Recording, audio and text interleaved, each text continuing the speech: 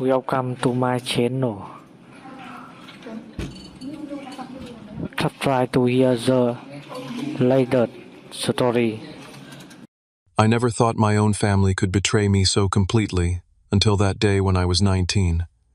My father stood in our living room, his face flushed with anger, holding up an empty bank folder. $12,000 gone from his business savings. My mother stood beside him, her face twisted with disgust as she looked at me. My brother Tyler leaned against the wall, shaking his head in disappointment, but I caught that flicker of satisfaction in his eyes. My desperate pleas of innocence fell on deaf ears as my parents announced their decision. They were sending me to a behavioral rehabilitation facility. Not prison, they said, because they still loved me, but I needed to be fixed. The betrayal cut deeper than any pain I had ever known. Our middle-class family seemed normal to anyone looking in from the outside. We lived in a comfortable 4-bedroom house in suburban Cleveland, Ohio, where my father Frank had worked his way up to bank manager at the local branch of Midwest Savings and Loan. Dad was strict but fair, a man who valued honesty and responsibility above all else. He often told us, "Your reputation takes years to build and seconds to destroy." I took those words to heart. Mom, Diane, worked part-time as a receptionist at a dental office, but her real passion seemed to be my older brother, Tyler. Since we were kids, it was clear who her favorite was. When Tyler got B's and C's in school, she celebrated his well-rounded approach to education. When I got all A's, she warned me about burning out. When Tyler made the junior varsity baseball team as a bench warmer, she attended every game with a custom-made t-shirt. When I won the state science competition, she was too tired to attend the ceremony. Tyler was 22, charismatic and good-looking, with an easy smile that charmed everyone around him. But behind that smile, I sometimes caught glimpses of something darker. Resentment flickered in his eyes whenever Dad talked about responsibility or planning for the future. Tyler had mastered the art of telling people what they wanted to hear, especially our mother. For the past 5 years, Dad had been saving to start his own financial consulting business. Financial Freedom Advisors, he'd say, sketching logos on napkins at dinner, helping regular folks build wealth. He'd set aside almost $40,000 so far, keeping meticulous records in a blue ledger he updated every Sunday night. Things in our family had grown tenser over the past 6 months, since Tyler had dropped out of the state university. College isn't for everyone, he'd announced at dinner. I need to find myself. Dad had pushed his plate away, speechless with disappointment. Mom had jumped in immediately. Tyler has always been an independent thinker. This shows courage. I watched the divide grow between my parents.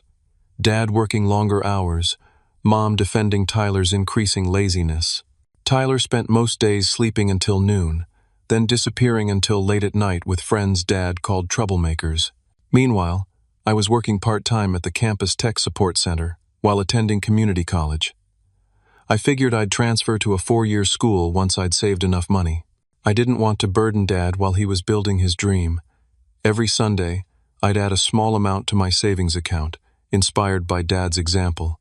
3 days before the accusation that would destroy my life, I came home early from a canceled class and found Tyler in our shared bathroom, hunched over his phone, his face pale. "Everything okay?" I asked. He jumped, shoving his phone in his pocket. "Mind your own business, Jeff." But I'd seen the screen. A text message. "Final warning.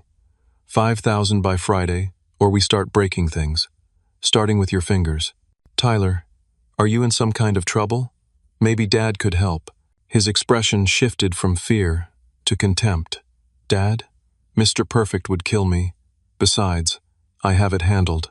"It doesn't sound handled." That looked like a threat. Tyler grabbed my shoulder, his fingers digging in hard. "You breathe a word to anyone, and you'll regret it."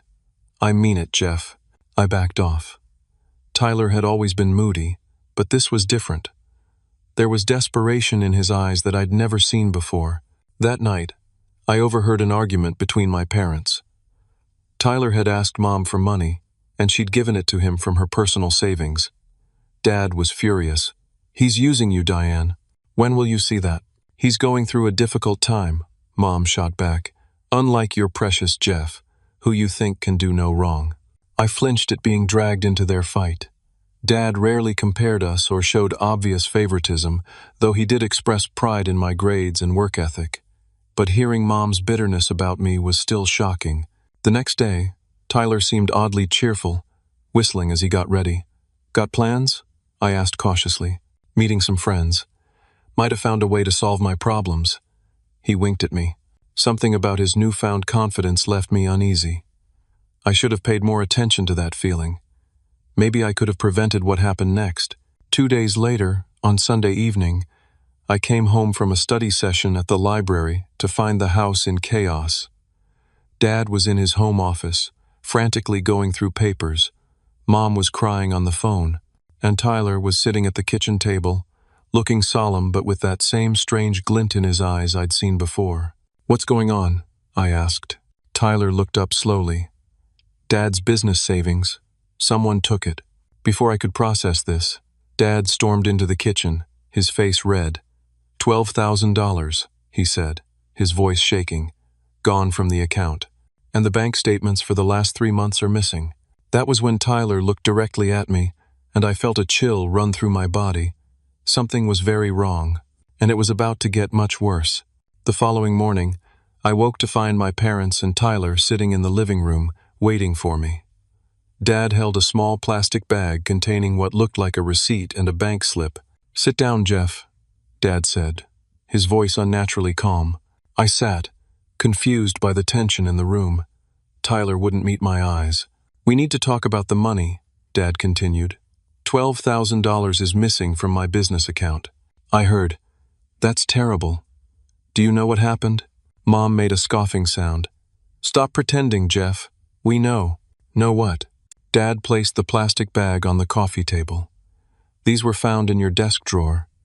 A receipt for a laptop purchase, $2,000, and a withdrawal slip with a forged signature. My signature." I stared at the items. I didn't buy a laptop, and I definitely didn't take any money. "I would never do that to you, Dad." "We found cash in your closet," Tyler interjected.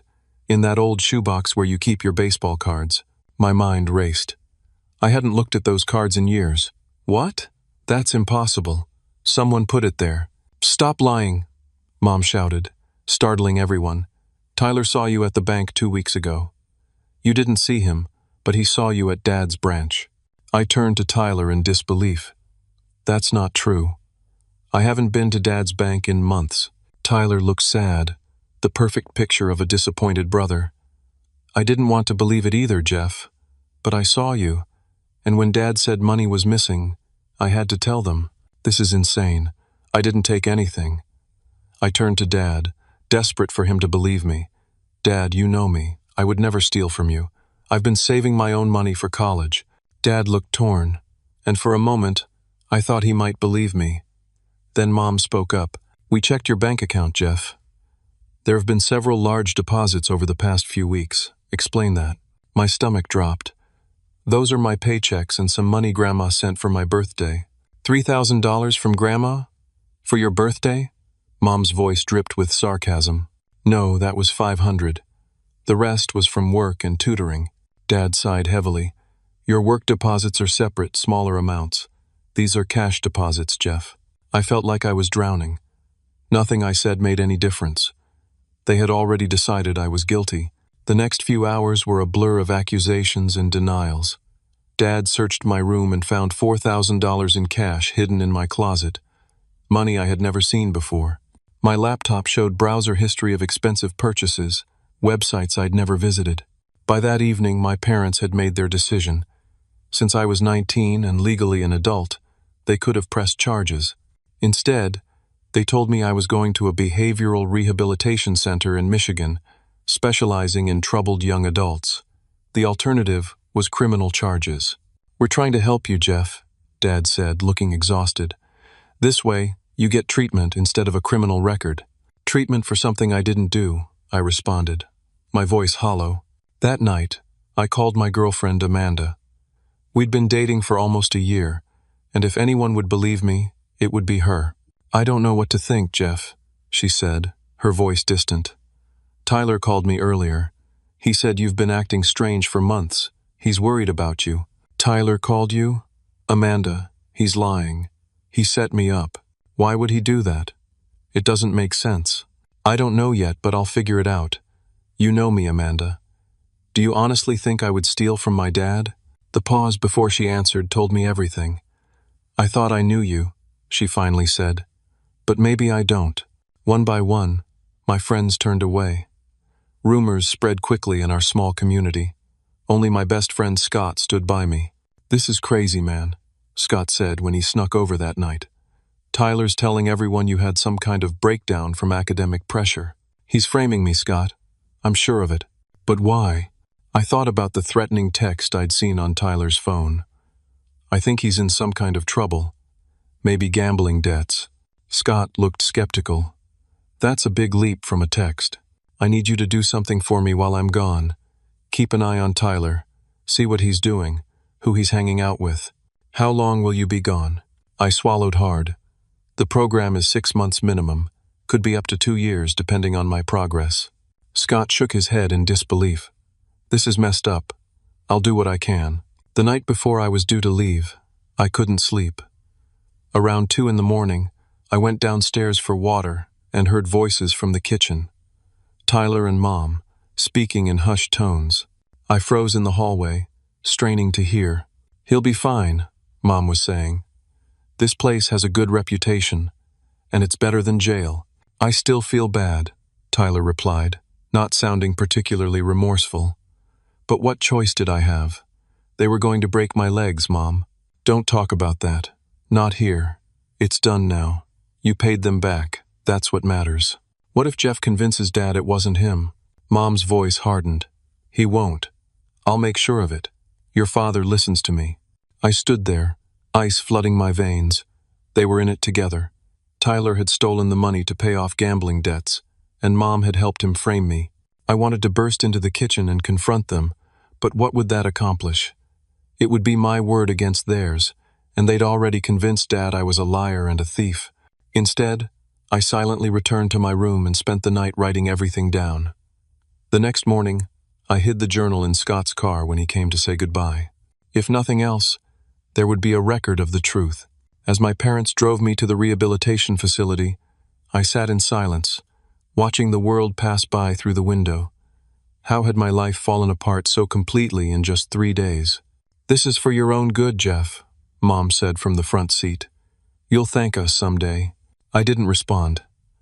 I was already planning how I would survive this injustice and someday clear my name. Greenwood Behavioral Health Center looked nothing like the brochures. The promotional materials showed smiling young people on manicured lawns, engaged in group activities and individual therapy. The reality was a cluster of gray buildings surrounded by chain-link fence, located 20 miles from the nearest town in rural Michigan. The intake process was humiliating. They took my belongings, including my watch and belt. I had to change into standard-issue clothes, gray sweatpants, and a blue t-shirt. A board nurse asked me a series of questions about drug use, self-harm, and violent tendencies. I don't have any of those issues, I told her. I'm here because of a mistake. She didn't even look up from her clipboard. Everyone says that on the first day. My room was small and sparse, with 2 narrow beds. My roommate Jordan was already there when I arrived. Tall and lanky with dark circles under his eyes, he barely acknowledged me. What are you in for?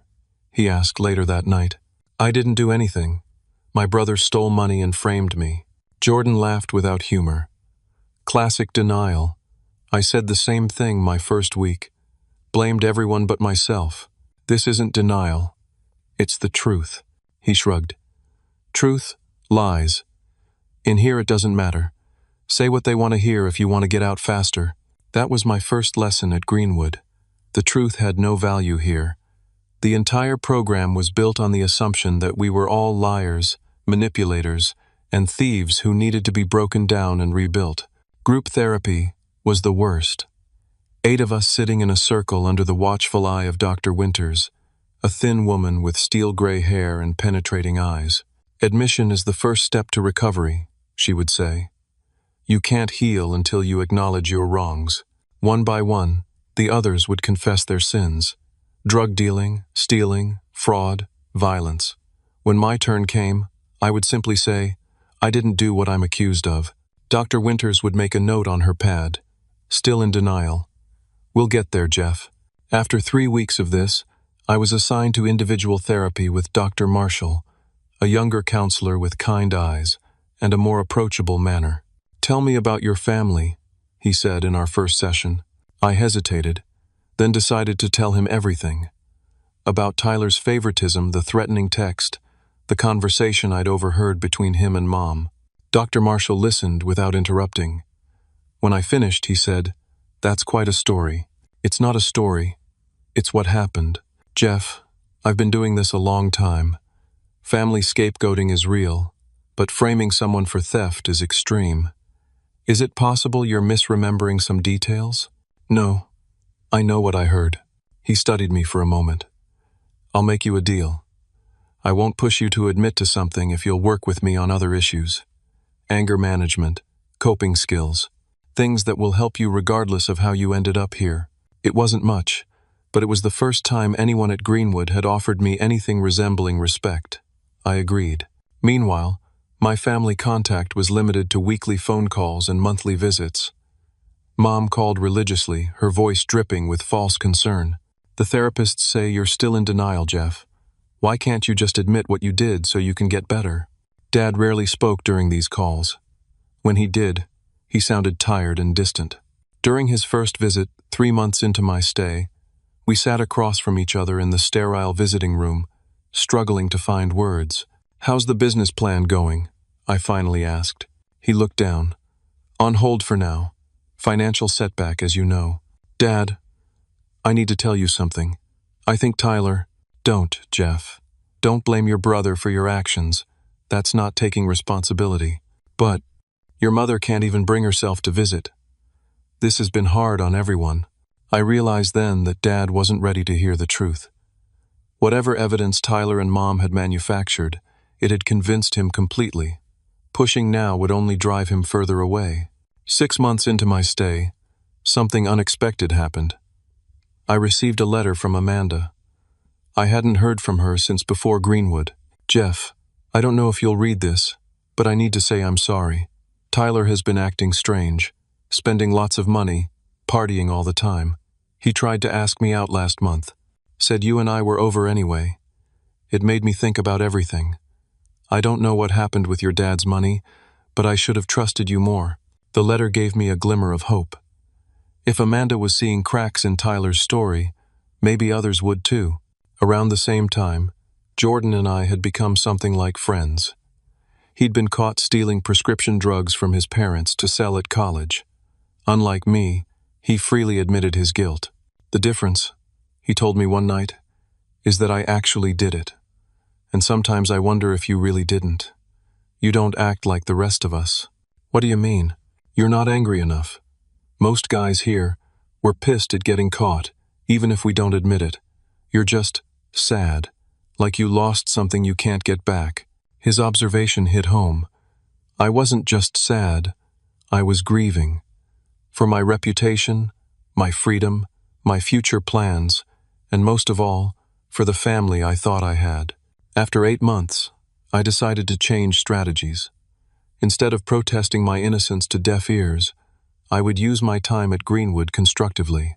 I enrolled in every educational program available. Computer skills, business basics, psychology classes. If I couldn't leave, I would at least emerge with something useful. Dr. Marshall noticed the change. "You seem more focused lately. I can't control what people believe about me, but I can control what I do with my time." He nodded approvingly. "That's a healthy perspective." A few weeks later, Dr. Marshall pulled me aside after group. "There's a visitor for you, not family." My heart leaped, thinking it might be Scott. Instead, I found myself facing Mrs. Reynolds, my former high school English teacher. "Jeff," she said, embracing me awkwardly, "I'm in Michigan for a conference, and your friend Scott told me you were here. I had to come." We talked for an hour. She told me about home, about how people were starting to notice Tyler's increasingly erratic behavior. "He's living in your old room now," she said. "Driving your car, too." Scott says he's throwing money around like water, but no one knows where it's coming from. I felt a strange mix of vindication and despair. Tyler had taken everything from me, even my space and possessions, but his behavior might eventually expose the truth. As Mrs. Reynolds was leaving, she squeezed my hand. "I've taught hundreds of students, Jeff. I know who you are. This isn't right." It was a small thing, this vote of confidence from a teacher I'd always respected, but it kept me going through the darkest days that followed. By the 1-year mark, I had earned enough trust to work in the facility's small computer lab, helping maintain their outdated systems.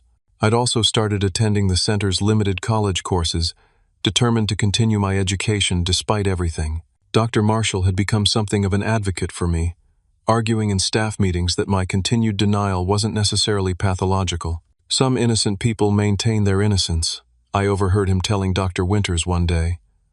"Forced confession isn't therapeutic. It's coercive."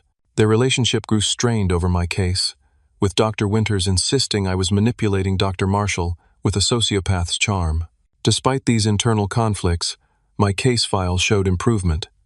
Patient demonstrates responsibility and reliability in assigned tasks. Shows empathy toward peers, no disciplinary incidents.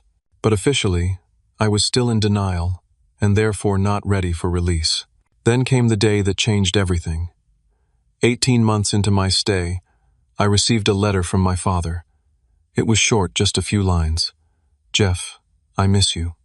I think about you every day. Things at home aren't good. I hope you're doing well. Love, Dad." It was the most emotion he'd expressed since this nightmare began.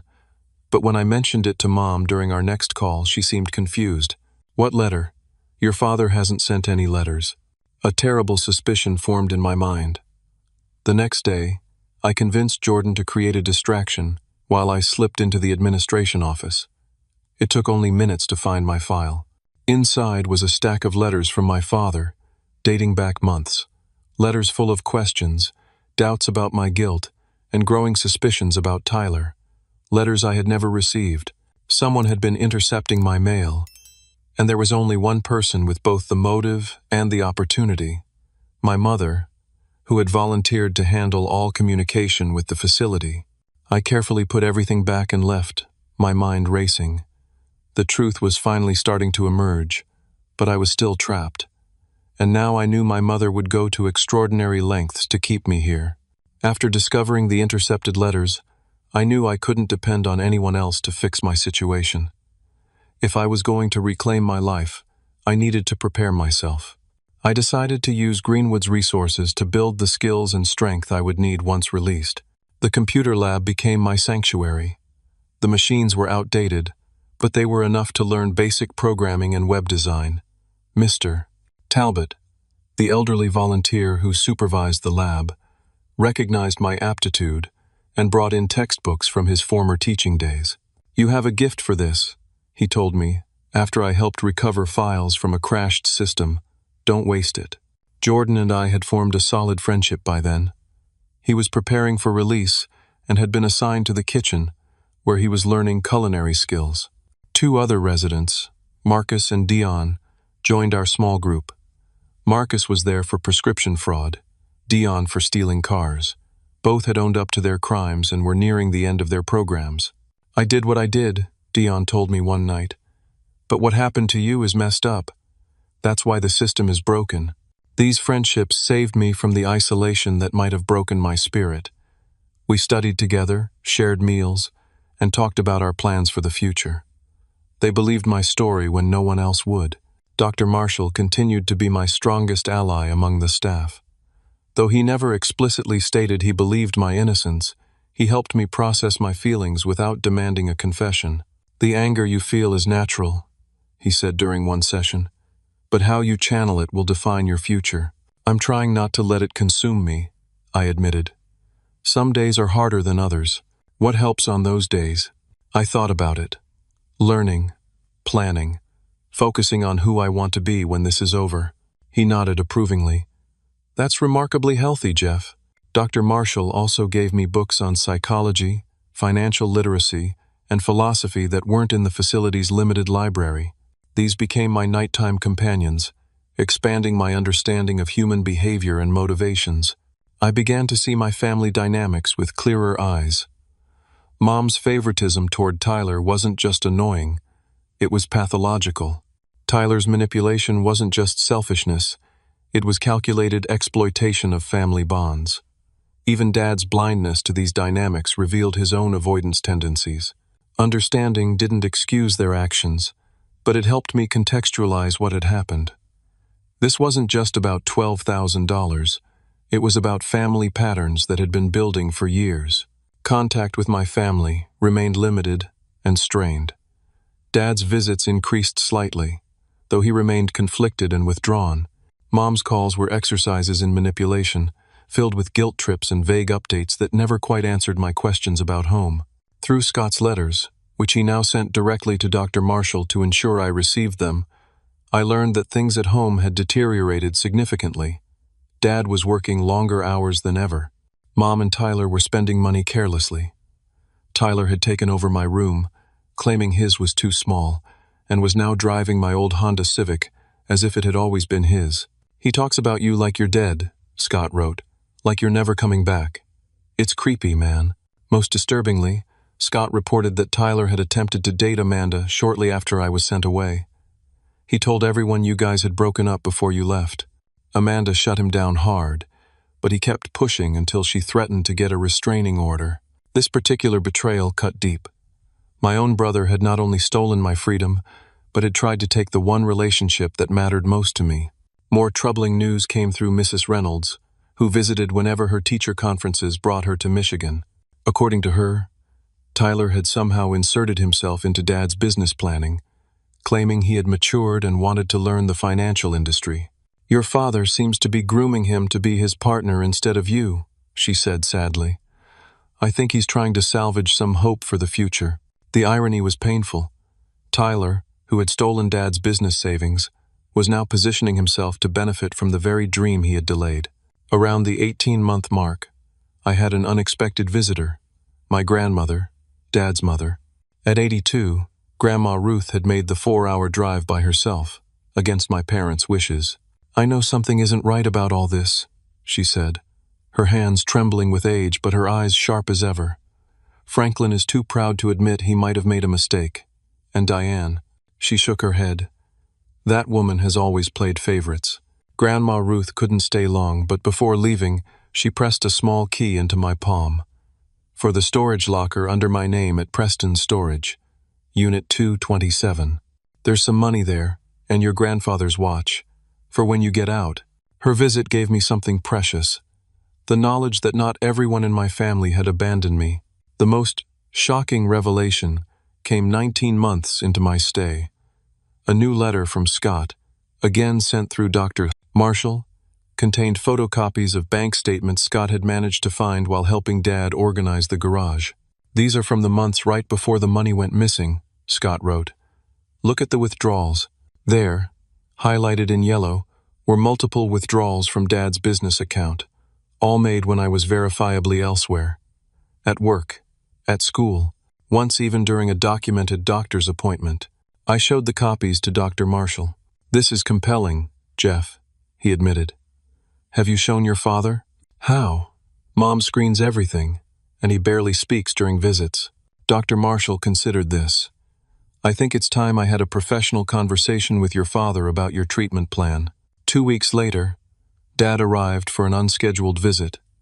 He looked terrible, with dark circles under his eyes and new gray in his hair. Dr. Marshall had arranged for us to meet in his office rather than the visiting area. "Dr. Marshall says you've made excellent progress," Dad said stiffly. "He thinks you might be ready for release soon." Hope flared in my chest. "Really? When?" "That depends on several factors." He paused. "Jeff, I need to ask you something, and I need the truth, no matter what it is."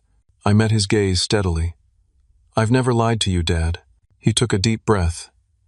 "Did you take that money?" "No, I didn't." Dad closed his eyes for a moment. When he opened them, I saw the first glimmer of doubt about my guilt. It wasn't full belief in my innocence, but it was a crack in the wall. "Things at home aren't good," he said quietly. "Your mother and I, Well, we're having problems. And Tyler, he trailed off. What about Tyler? Dad shook his head. He's changed. Or maybe I'm just seeing who he's always been. He stood abruptly. I need to go, but I'll be back next week. We'll talk more then. As he left, Dr. Marshall entered, looking pleased. That went well, he said. He's starting to doubt, I replied, hardly daring to believe it. More than starting, I'd say. I spoke with him at length before your meeting, showed him some of the inconsistencies in your case. He's a rational man, Jeff. Give him time to process. For the first time in nearly 2 years, I allowed myself to feel real hope. The truth was fighting its way to the surface, one small revelation at a time. The next month passed in a blur of anticipation and anxiety. I continued my routine, excelling in the computer courses and even helping teach basic skills to newer residents. I compiled all the evidence I had gathered, organizing it meticulously with Jordan's help. You should become a detective, he joked as we arranged the timeline of events. Or a lawyer. I just want my life back, I told him, and I want Tyler to face consequences for once.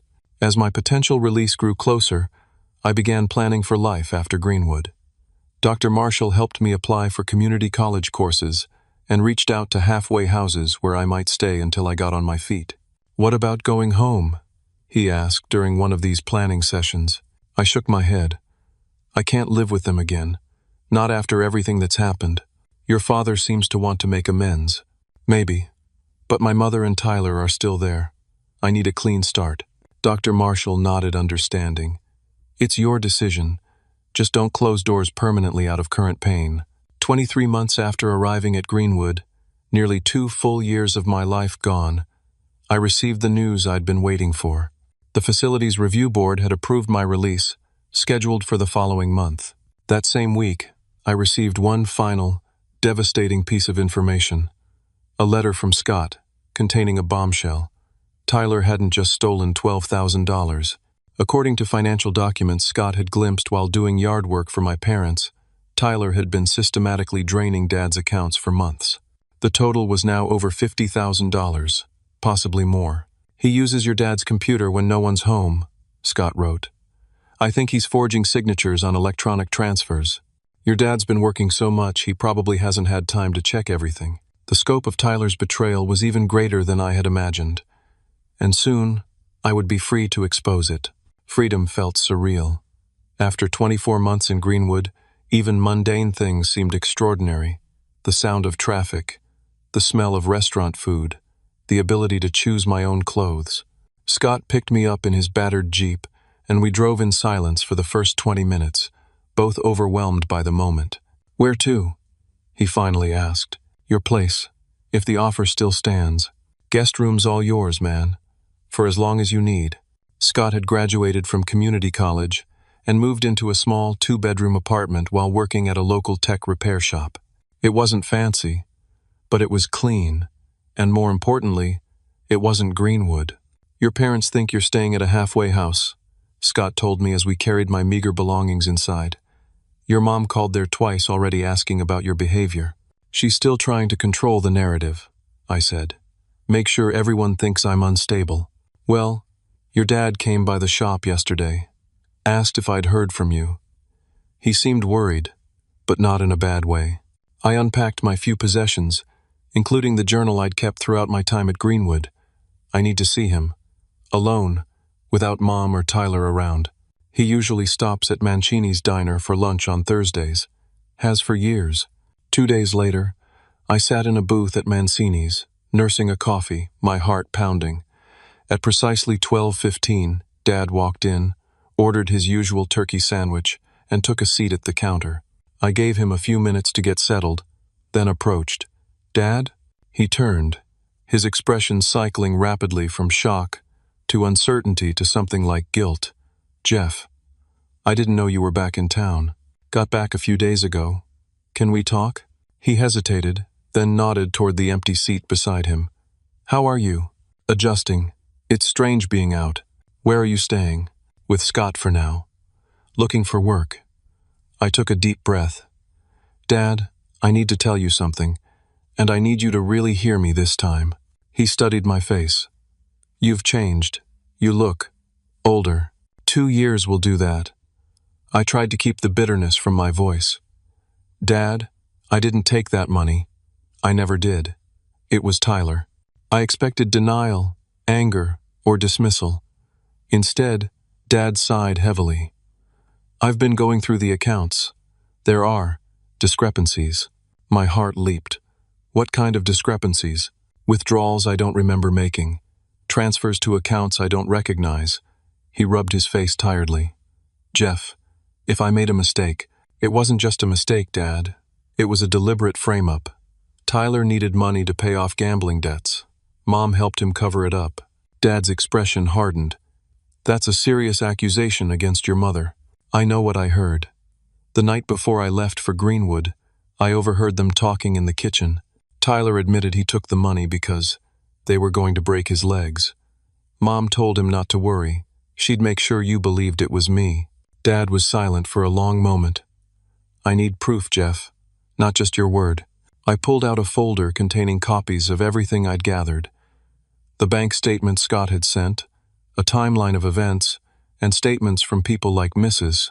Reynolds who had witnessed Tyler's suspicious behavior. It's not conclusive, I admitted, but it's enough to warrant investigation. Check your home office. The original bank statements might still be hidden somewhere. Dad took the folder, his hands trembling slightly. I need time to look into this. I understand. But please, Dad, be careful. If they realize you're suspicious, they might try to cover their tracks even more. As we parted, Dad hugged me awkwardly. I'm sorry, son. For everything. Whatever happens next, I want you to know that. I know, Dad. The next week was agonizing. I found a job at Smart Tech Solutions, a small IT company run by Mr. Chang, who was willing to take a chance on me despite the 2-year gap in my employment history. Dr. Marshall had made some calls on my behalf, vouching for my character and skills. Everyone deserves a second chance, Mr. Chang said during my interview, even those who didn't need a first one. The work was straightforward, troubleshooting computer issues for local businesses. It gave me structure and income while I waited for Dad to complete his investigation. I tried to keep a low profile around town, but inevitably ran into people I knew. Some avoided eye contact. Others whispered as I passed. A few, like Mrs. Reynolds and my old science teacher, Mr. Garrett, made a point of greeting me warmly in public. 10 days after our lunch, I received a text from Dad. Need to talk. Not at home or in public. Can you meet at the park, the old fishing dock, tomorrow at 7 p.m.? The fishing dock was where Dad and I used to spend Saturday mornings when I was younger. It was secluded, especially in the evening. I arrived early, watching the sunset reflect on the lake while I waited. Dad arrived precisely at 7, carrying a large manila envelope. His face was drawn, his movements stiff. I found them, he said without preamble. The original bank statements. They were in a box in Tyler's closet, hidden under some old sports equipment. My breath caught. And they show multiple unauthorized withdrawals. Not just the 12,000, but smaller amounts before and larger ones since. All with forged signatures or electronic authorizations. Did you confront him? Dad sat heavily on the weathered bench. Not yet. I wanted more evidence. So I installed a keylogger on my home computer. I was surprised by his initiative. Dad wasn't particularly tech-savvy. The IT guy at work helped, he explained, seeing my expression. What I found. He shook his head. Tyler's been accessing my accounts regularly, transferring money to online gambling sites mostly. He's taken over $50,000 in total. And Mom? Did you find anything about her involvement? Dad's face darkened. There were emails between Diane and Tyler, planning how to frame you. She suggested planting the cash in your room. Tyler forged the withdrawal slips. His voice broke. They did this to you. My wife and my son did this to my other son. The confirmation of what I'd known all along should have been satisfying. Instead, it just made me sad. I'm sorry, Dad. He looked up sharply. You're sorry? Jeff, I sent you away. For 2 years. I believed them over you. You had evidence. Fake evidence, but evidence. They played on your trust. Dad reached out and gripped my shoulder. I failed you. As a father, I failed you completely.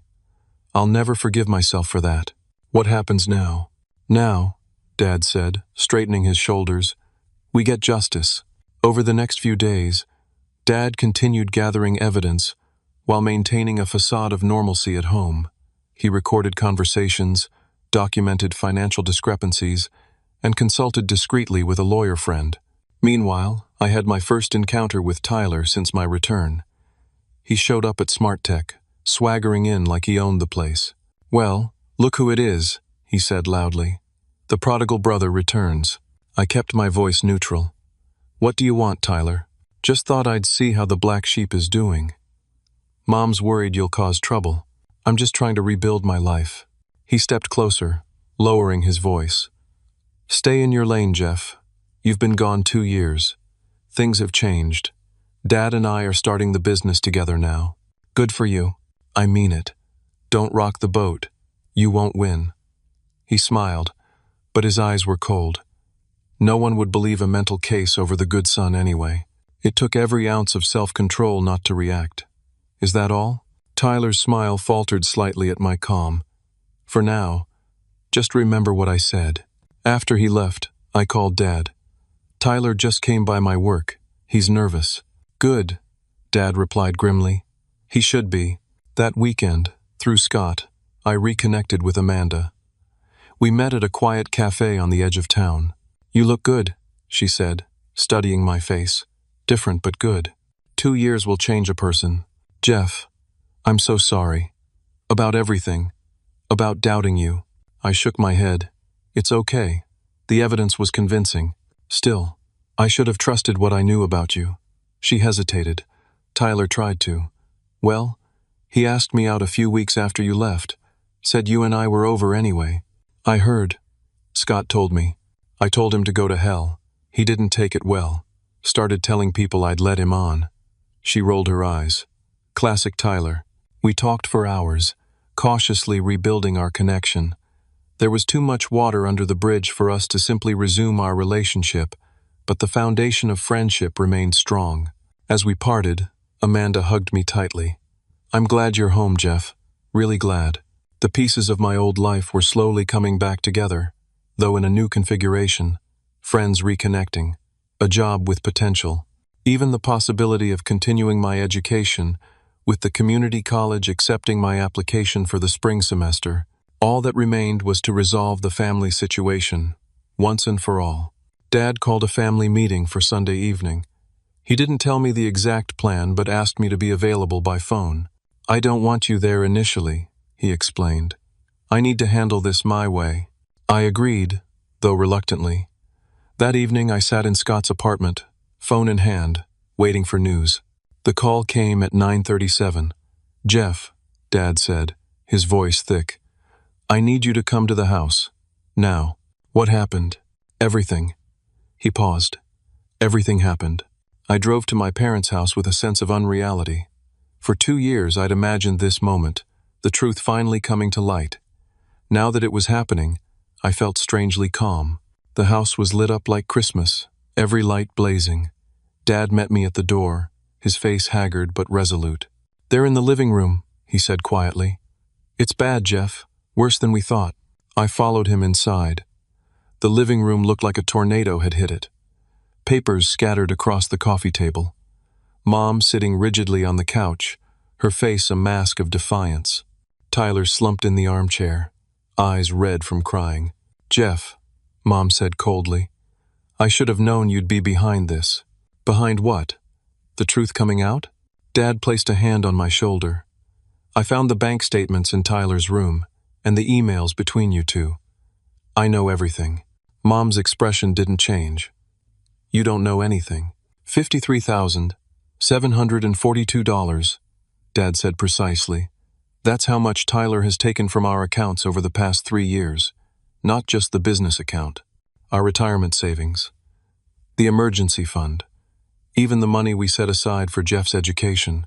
I looked at Tyler, who wouldn't meet my eyes. 3 years? It started before I was sent away? Dad nodded grimly. The 12,000 was just when it accelerated. Tyler had gambling debts. When I started noticing discrepancies, you became the scapegoat. It wasn't supposed to go that far, Tyler mumbled. You were just supposed to get in trouble, maybe be grounded, not sent away. That was your mother's idea, Dad said, his voice hardening. She suggested the rehabilitation center, said it would teach Jeff a lesson while giving you time to fix things. I turned to Mom, searching for any sign of remorse.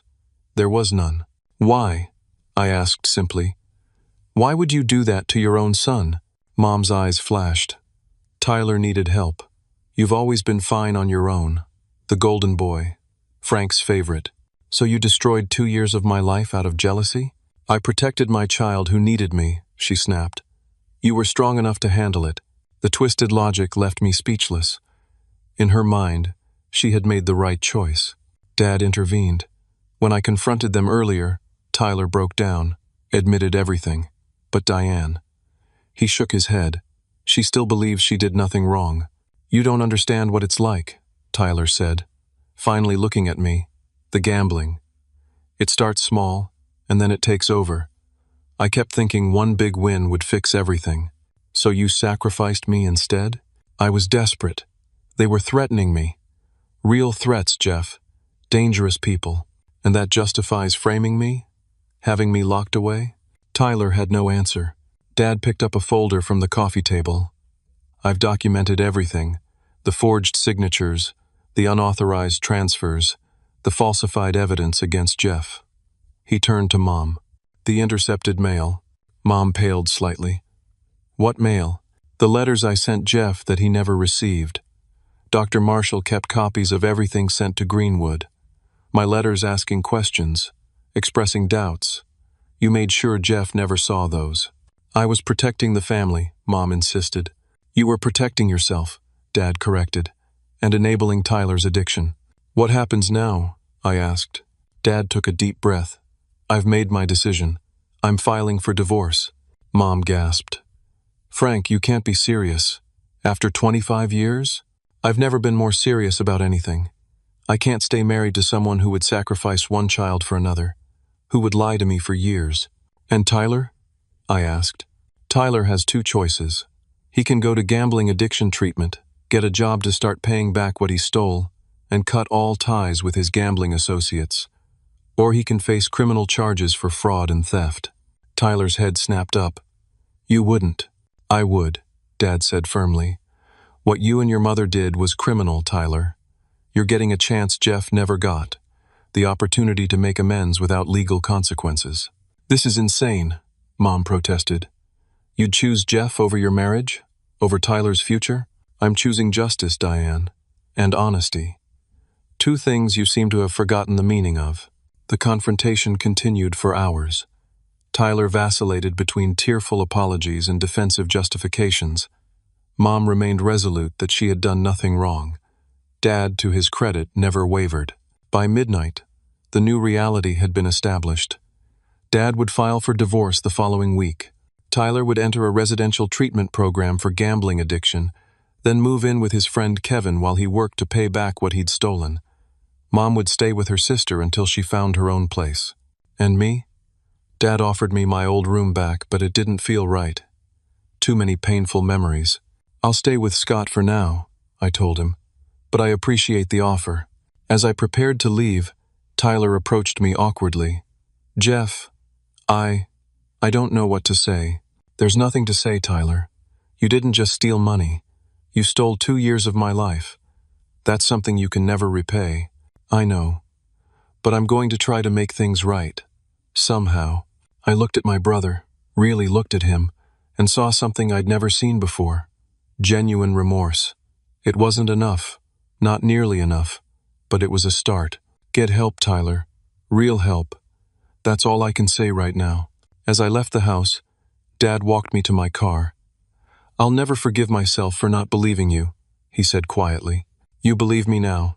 That's what matters. He shook his head. It's not enough. But I promise you this. I will spend the rest of my life trying to make it up to you. I drove back to Scott's apartment feeling strangely light. The truth was finally out. Justice, imperfect as it was, had been served. And for the first time in 2 years, I could look forward instead of back. The next morning, Dad called. "It's done," he said. "I filed the divorce papers. Tyler's being admitted to Gateway Treatment Center this afternoon, and I've set up a new account for you, to replace what should have been your college fund." "Dad, you don't have to." "Yes, I do. It's not charity, Jeff. It's restitution. Please accept it." I agreed, recognizing that he needed to do this as much as I needed the support. Over the following weeks, news of what had happened spread through our community. Some people apologized for believing the worst of me. Others avoided me, embarrassed by their assumptions. A few, like Amanda's parents, made a point of inviting me to dinner, a public show of support that meant more than they knew. Dr. Marshall drove down from Michigan to check on my adjustment. Over lunch, he shared something that helped me understand the bigger picture. "Family systems often scapegoat the healthiest member," he explained, "the one strong enough to carry the burden of others' dysfunction. It's never right, but it happens because that person can survive it." "I almost didn't," I admitted. "But you did. And that resilience will serve you for the rest of your life." As fall turned to winter, I settled into my new reality, working at Smart Tech, taking evening classes, rebuilding relationships. Dad and I had dinner every Sunday, slowly repairing our bond. He had put the house up for sale, unable to live with the memories it held. Tyler, to everyone's surprise, was thriving in treatment.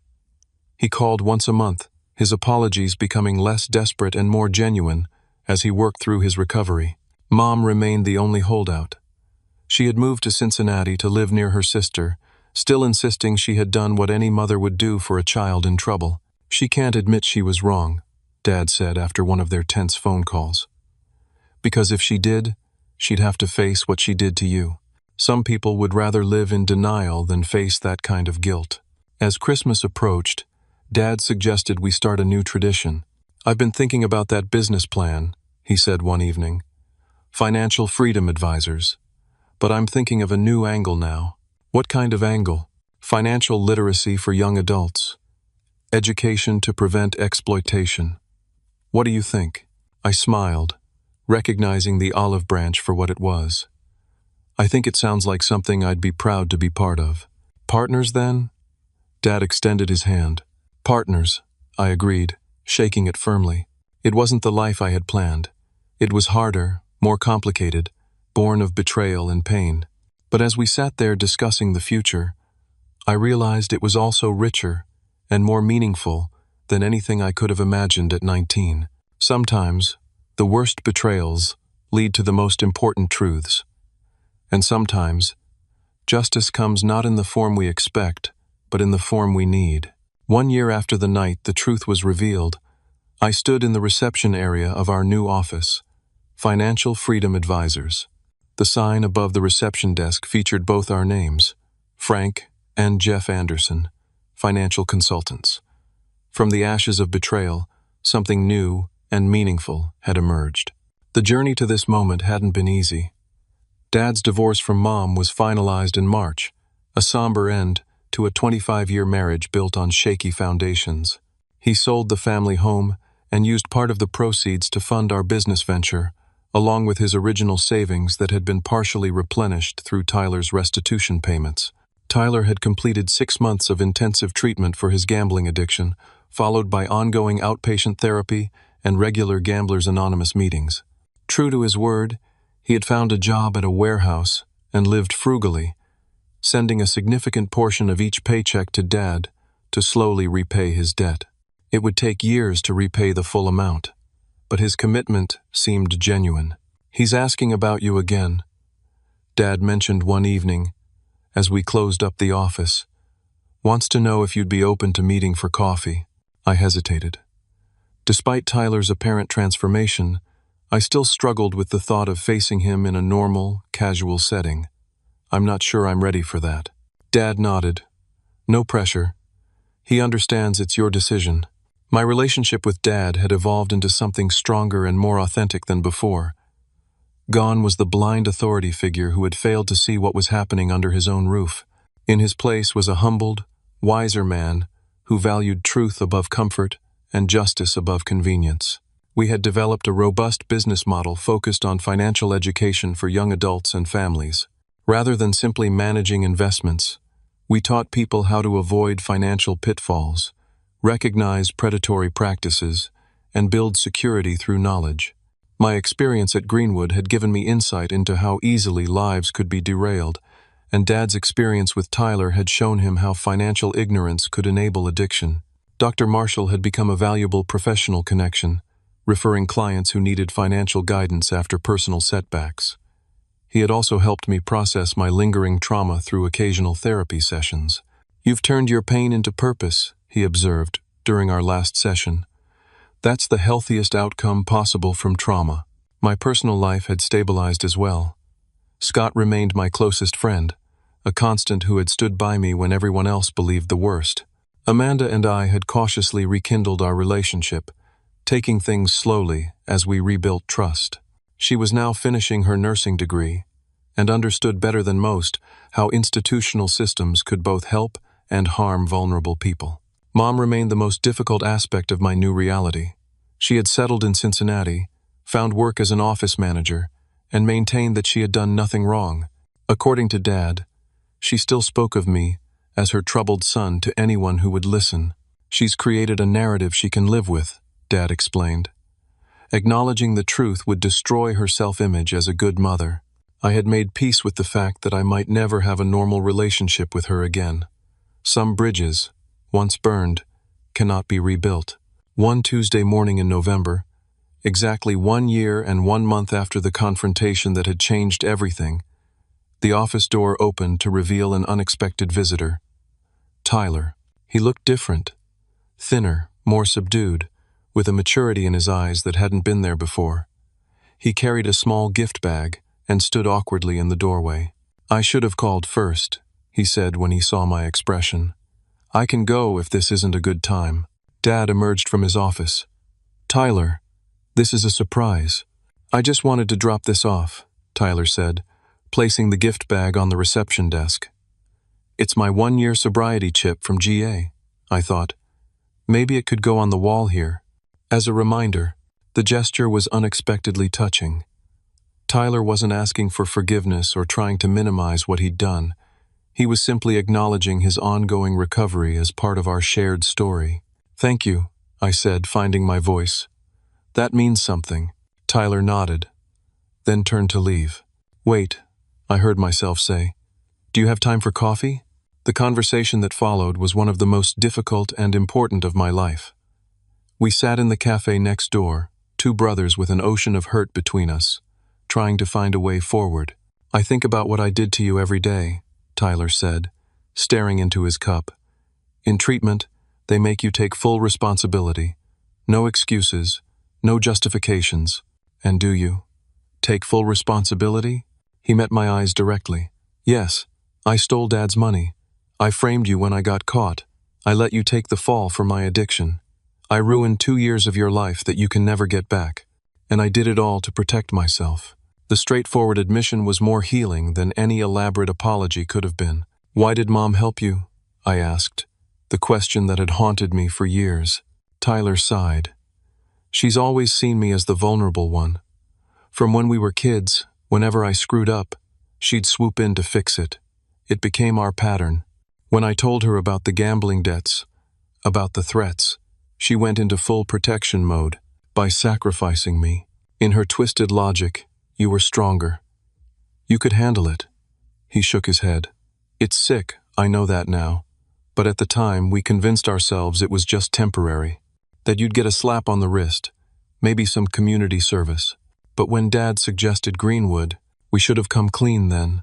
That's when it crossed the line from bad to unforgivable." Tyler's voice cracked. "I wake up every night thinking about you in that place, knowing I put you there." We talked for over 2 hours, laying bare the years of family dynamics that had led to that fateful decision. Tyler's lifelong feeling of inadequacy beside my achievements. Mom's enabling of his worst tendencies. Dad's obliviousness to the dysfunction growing under his roof. "I'm not asking for forgiveness," Tyler said as we prepared to leave. I haven't earned that yet. Maybe I never will. But I am asking for a chance to prove I'm not that person anymore. I considered his words carefully. I can't promise forgiveness, but I can promise to remain open to the possibility of a new relationship. One built on truth this time. It was a small step, but an important one. Not for Tyler's sake, but for my own healing. The following weeks brought more positive developments. Our business continued to grow, with a particular focus on helping young adults avoid financial exploitation. I had developed a workshop specifically for college students about recognizing predatory lending practices and gambling addiction warning signs. During one such workshop at the community college, I noticed a young man who stayed behind after the other students had left. "That stuff you said about gambling," he said hesitantly, "about how it starts small and then takes over. That's happening to my roommate. Would you like some resources to help him?" I offered. "That's why I stayed. He won't admit he has a problem, but I'm worried." I provided him with information about local support groups and treatment options. As he turned to leave, I added, "Tell your roommate something for me. Tell him it takes more courage to ask for help than to keep pretending everything's fine." These moments of connection with people facing similar struggles gave purpose to my pain. I couldn't reclaim the 2 years I'd lost, but I could ensure they weren't wasted. Around Christmas, Dad received a surprising call from Mom. After more than a year of denial, she had finally entered therapy herself, confronting the role she had played in the family breakdown. "She's not asking for reconciliation," Dad clarified. "Just a chance to make amends. Starting with you, if you're willing to hear her out." I thought about it for several days before agreeing to a phone call. When it came, Mom's voice was subdued, lacking the defensive edge I'd grown accustomed to. "Jeff," she began, "I don't know how to do this. How to apologize for something so unforgivable. You could start by acknowledging what you did," I suggested, keeping my voice neutral. There was a long pause. "I betrayed you," she said finally, her voice breaking. "I chose Tyler over you. I convinced myself it was what any mother would do, but it wasn't. It was what a bad mother would do. A failure of a mother." The raw honesty caught me off guard.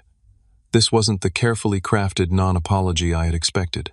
"My therapist says I have a pathological need to be needed," she continued. "Tyler needed me more, so I prioritized him, even at your expense. Especially at your expense." Another pause. "I'm not asking you to forgive me, or even to have a relationship with me again. I just needed you to know that I understand what I did now, and I am so sorry." It wasn't a magical fix. One conversation couldn't erase years of favoritism or the trauma of false accusation and institutionalization. But it was a beginning, a crack in the wall of denial that had separated us. "Thank you for saying that," I responded carefully. "It matters that you understand." As the new year began, our family continued its slow, awkward healing process. Dad and I built our business on principles of transparency and education. Tyler maintained his sobriety and restitution payments, gradually earning back small measures of trust. Mom remained in Cincinnati but sent occasional emails with updates on her therapy progress. In April, Dr. Marshall reached out with an unexpected proposal. Greenwood was establishing a new program focused on wrongful placements and rehabilitation after institutional trauma. He wanted me to speak at the launch event. "Your perspective could help prevent others from experiencing what you did," he explained. "But I understand completely if it's too difficult." I surprised myself by agreeing immediately. The opportunity to transform my experience into protection for others felt like the final piece of my healing journey. The day of the event, I stood before an audience of mental health professionals, social workers, and family court judges, sharing the story of how easily systems designed to help can be weaponized to harm when proper safeguards aren't in place. Verification of allegations must be thorough and independent, I emphasized. Family dynamics must be considered. And most importantly, every person in a rehabilitation setting deserves regular reassessment by objective third parties. Afterward, a young social worker approached me. "Your story has completely changed how I'll approach family-referred cases," she said. "Thank you for your courage in sharing it." That evening, as Dad and I drove home, he said something that perfectly captured our journey. You know, when I started saving for Financial Freedom Advisors, I imagined it as my legacy, something I could build and eventually pass on to my sons. I never imagined it would actually save our family instead. He was right. The business had become more than a livelihood. It was the scaffold around which we had rebuilt our relationships. Through helping others avoid financial pitfalls, we had found our way back to each other. 2 years after my release from Greenwood, 4 years after the false accusation that had derailed my life, I stood in the office of Financial Freedom Advisors, looking at the wall of framed certificates. My business degree, completed through night classes, Dad's financial advisor certification, and in the center, a simple frame containing Tyler's 1-year sobriety chip, a daily reminder that even the deepest betrayals can lead to transformation. Life would never be what it might have been if Tyler hadn't stolen that $12,000 and blamed me. But in some ways, it had become richer, more purposeful. I had learned truths about family, justice, and resilience that most people never have to face. I had lost 2 years but gained clarity that some spend a lifetime seeking. As our last client of the day left the office, Dad placed a hand on my shoulder. "I'm proud of you, Jeff. Prouder than you'll ever know." The words healed something deep inside me that I hadn't realized was still broken. Family is complicated. Trust, once broken, never quite rebuilds the same way. But sometimes, from the ashes of betrayal, something stronger and more authentic can emerge.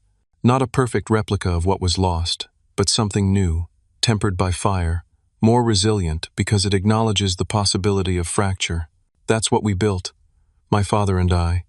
A new kind of family, bound not by obligation or blood alone, but by conscious choice, hard-earned trust, and shared purpose.